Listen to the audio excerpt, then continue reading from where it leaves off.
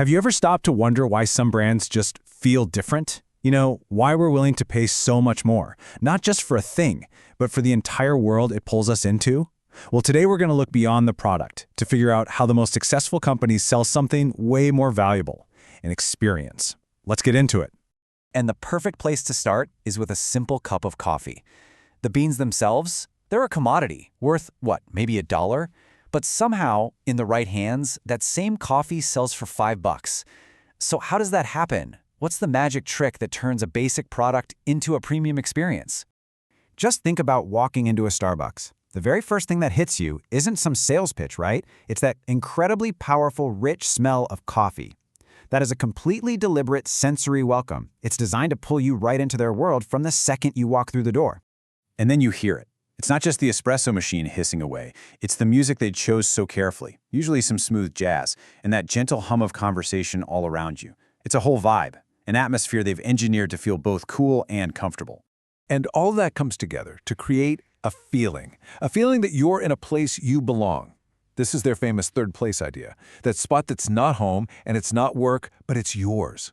And you got to understand, this did not happen by accident. This is a strategy, crafted down to the very last detail. So what's the secret sauce here? It's called experiential marketing, a framework pioneered by Bernd Schmitt over at Columbia Business School. The whole idea is to stop focusing on just the product's features and instead focus on the customer's total experience. We're talking about engaging people on every single level, sensory, emotional, intellectual, the whole shebang. Okay, so how do brands actually do that? How do they build these experiences? Well, Schmitt broke it all down into 5 core parts or modules. You can think of this as the secret recipe, the playbook for turning a simple purchase into something you actually remember. And here they are, the 5 strategic experiential modules, or SEMs for short. Sense, feel, think, act, and relate. Each one is like a different building block that brands use to construct this complete, compelling world for us, the customers. Let's quickly break down what each one does.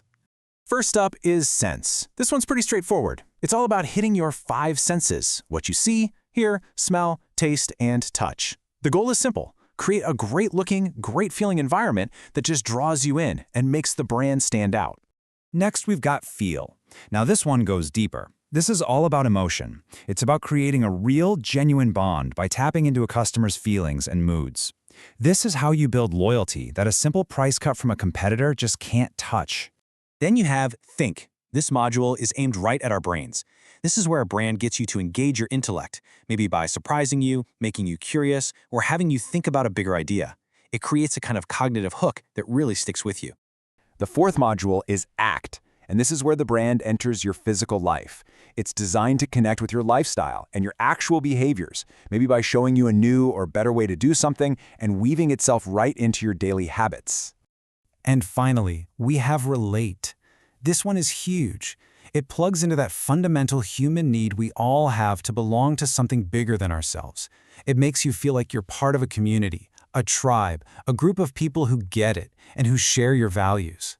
All right, enough theory. Let's put this framework to the test. We're going to go back to our coffee shop example and really deconstruct how Starbucks uses every single one of these 5 modules to build its massive third-place empire. And here you can see just how methodical it is. I mean, look at this. The whole atmosphere hits your senses. The name on the cup makes you feel seen. Their talk about ethical sourcing gets you to think. The mobile app literally changes how you act. And it all adds up to making you relate to this community of coffee lovers. Not a single piece is left to chance. It's a complete 360-degree world. And this is brilliant. You can actually see their strategy evolving just by looking at their logo. It starts in 1971, kind of complex and brown. Then in '87, it gets greener, more focused. By 2011, the brand experience is so strong, so iconic, they don't even need their name anymore. Just the siren.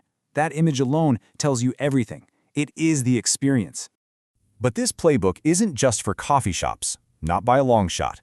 Let's jump to a completely different industry, luxury air travel, and see how Singapore Airlines uses the very same principles to create its world-famous service excellence.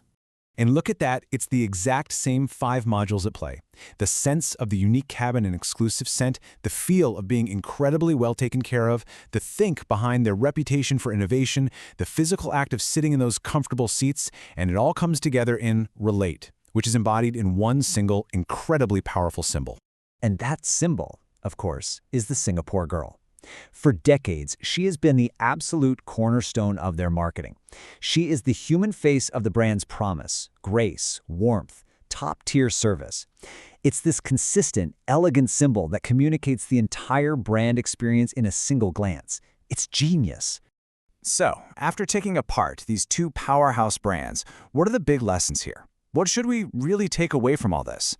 Let's boil it down to 4 key findings about how this experiential value really works and why it's so important. Okay, number 1, value today is experiential. It's not just in what the product does, it's in the pleasure and the emotion you get from it.